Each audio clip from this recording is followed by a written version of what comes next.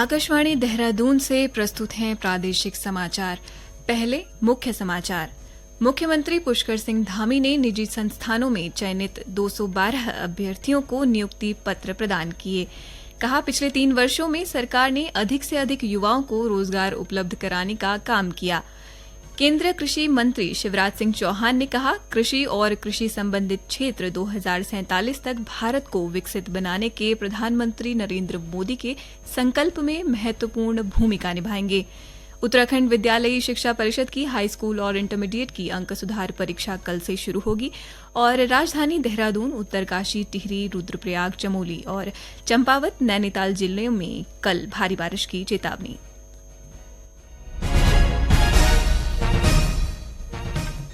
नमस्कार, समाचारों के साथ मैं रागिनी बिंजोला और अब समाचार विस्तार से। मुख्यमंत्री पुष्कर सिंह धामी ने कहा है कि सरकार ने पिछले 3 वर्षों में अधिक से अधिक युवाओं को रोजगार उपलब्ध कराने का काम किया है। उन्होंने कहा कि युवाओं को अधिक से अधिक रोजगार के अवसर मिले, इस दिशा में सरकार ने तेजी से काम कर रही है। श्री धामी आज देहरादून में आयोजित नियुक्ति पत्र वितरण समारोह कार्यक्रम को संबोधित कर रहे थे। इस अवसर पर मुख्यमंत्री ने कहा कि सरकारी विभागों के साथ ही रोजगार मेलों का आयोजन कर निजी संस्थानों में भी युवाओं को रोजगार के अवसर उपलब्ध कराने का प्रयास किया जा रहा है। युवाओं को संबोधित करते हुए उन्होंने कहा कि तकनीकी शिक्षा के विद्यार्थियों के लिए राज्य में ऑनलाइन ट्रेनिंग और प्लेसमेंट सेंटर का निर्माण किया गया है, जिसके माध्यम से छात्रों को बेहतर रोजगार उपलब्ध कराने के लिए प्रशिक्षण दिया जाएगा। हमारे डिप्लोमाधारी युवाओं के लिए ऑनलाइन ट्रेनिंग एवं प्लेसमेंट सेंटर का भी निर्माण किया गया है, जिसके माध्यम से हमारे छात्र छात्राओं को बेहतर रोजगार उपलब्ध कराने के लिए उनको ट्रेनिंग दी जाएगी, प्रशिक्षित किया जाएगा। वहीं इस ऑनलाइन प्लेसमेंट सेल और रोजगार मेलों के माध्यम से अब तक की 2303 छात्र छात्राओं को विभिन्न सेक्टरों में नियुक्तियां दी जा चुकी हैं। कार्यक्रम में श्री धामी ने राजकीय पॉलिटेक्निक संस्थानों से चयनित 212 अभ्यर्थियों को नियुक्ति पत्र प्रदान किए। तकनीकी शिक्षा मंत्री सुबोध उनियाल ने कहा कि राज्य में तकनीकी शिक्षा के क्षेत्र में गुणवत्तापरक शिक्षा पर विशेष ध्यान दिया जा रहा है।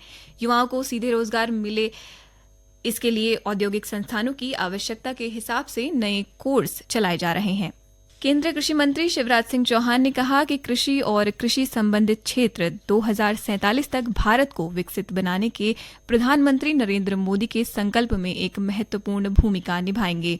नई दिल्ली में कल भारतीय कृषि अनुसंधान परिषद के 96वें स्थापना और प्रौद्योगिकी दिवस के अवसर पर श्री चौहान ने कहा कि कृषि भारतीय अर्थव्यवस्था की आत्मा है और किसान इसका आधार।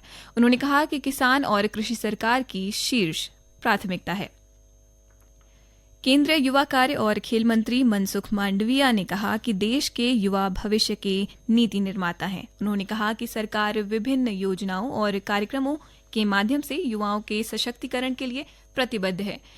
केंद्रीय मंत्री ने आज नई दिल्ली में राष्ट्रीय युवा और राष्ट्रीय सेवा योजना पुरस्कार विजेताओं से संवाद किया। इस दौरान डॉक्टर मांडविया ने आशा व्यक्त करते हुए कहा कि युवाओं की बदलाव लाने की क्षमता से देश प्रगति और नवाचार की ओर अग्रसर होगा।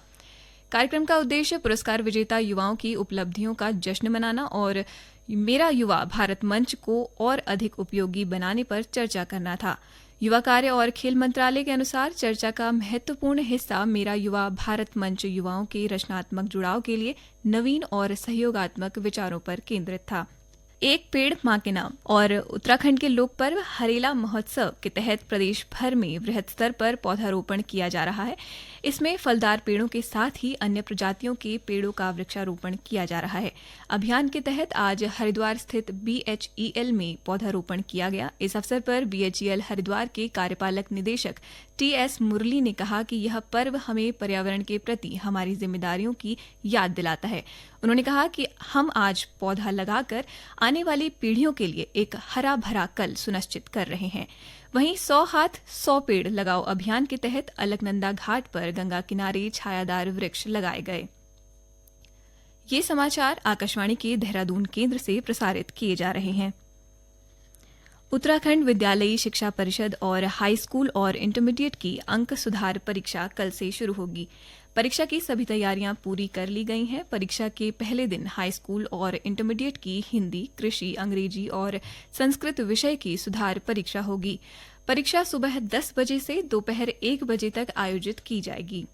राज्य में आगामी 22 जुलाई से शुरू हो रही कांवड़ यात्रा को लेकर तैयारियां जोरों पर हैं। हरिद्वार में कांवड़ मेले के मद्देनजर जिला प्रशासन और पुलिस ने विशेष इंतजाम किए हैं। कांवड़ियों की सुविधा के लिए हरिद्वार के प्रमुख स्थानों पर मेला क्षेत्र घोषित किया गया है। वहीं हरिद्वार से सटे जिलों में भी यात्रा की तैयारियों को अंतिम रूप दिया जा रहा है और इस दौरान लगने वाले जाम से निपटने के लिए पर्याप्त पुलिस बल तैनात किया गया है। आज टिहरी के जिलाधिकारी मयूर दीक्षित ने अधिकारियों को कांवड़ यात्रा से पहले सभी व्यवस्थाएं दुरुस्त करने के निर्देश दिए हैं। उन्होंने उपजिलाधिकारी को सभी सेक्टर और जोनल मजिस्ट्रेट की निगरानी करने को कहा। उन्होंने खंड शिक्षा अधिकारी को कांवड़ क्षेत्र में पढ़ने वाले स्कूलों में परिस्थिति के अनुसार अवकाश घोषित करने के निर्देश दिए। कम्युनिकेटी नोडल ऑफिसर रहेंगे जो कि सभी डिपार्टमेंट के साथ कोऑर्डिनेट करेंगे और डिपार्टमेंट स्पेसिफिक एक्टिविटीज़ ब्रीफ में सभी को बता दी गई हैं। उनको पिछली कांवड़ की जो एक्सपीरियंसेस हैं उससे क्या लर्निंग्स हैं उसके बारे में बताया गया है और जो कमियां पहले कभी रह गई थी वो इस बार ना हो, इसके बारे में डिटेल में बात की गई। टिहरी के वरिष्ठ पुलिस अधीक्षक नवनीत सिंह भुल्लर ने कहा कि कांवड़ यात्रा के लिए टिहरी जिले को 5 सुपर जोन और 10 सेक्टर जोन में बांटा गया है। उन्होंने कहा कि पैदल चलने वाले कांवड़ियों के लिए लक्ष्मण झूला पुल से जाने और जानकी सेतु से वापस लौटने की व्यवस्था की जाएगी।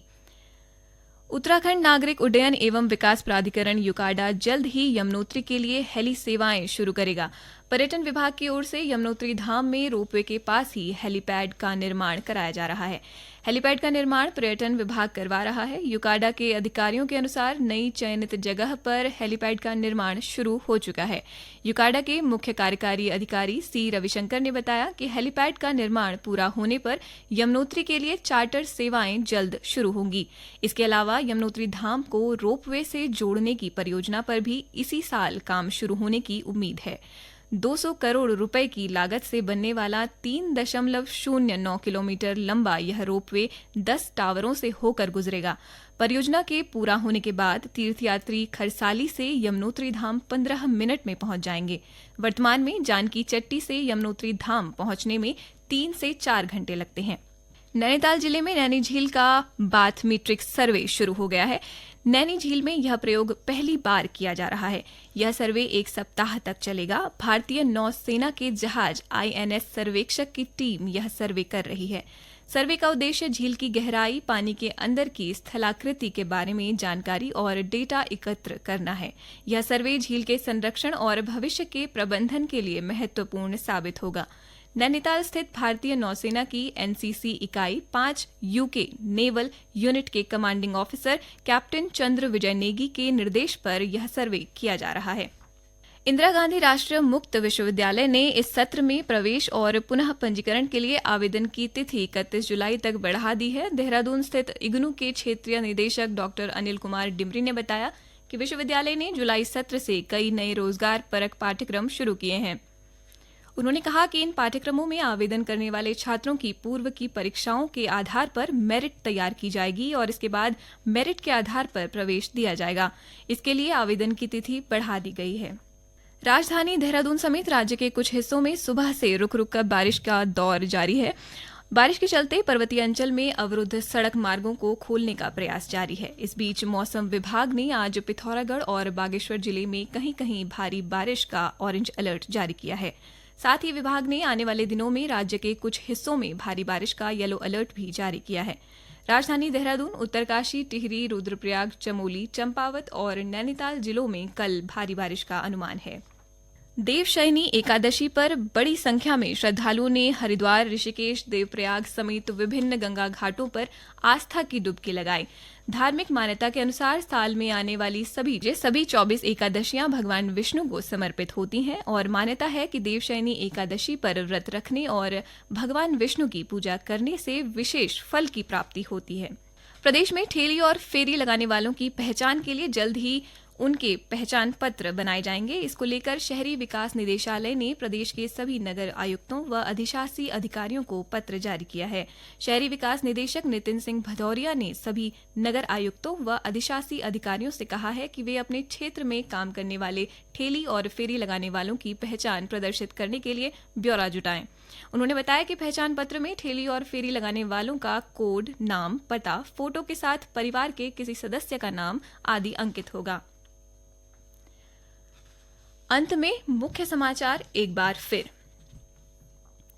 मुख्यमंत्री पुष्कर सिंह धामी ने निजी संस्थानों में चयनित 212 अभ्यर्थियों को नियुक्ति पत्र प्रदान किए। कहा, पिछले 3 वर्षों में सरकार ने अधिक से अधिक युवाओं को रोजगार उपलब्ध कराने का काम किया।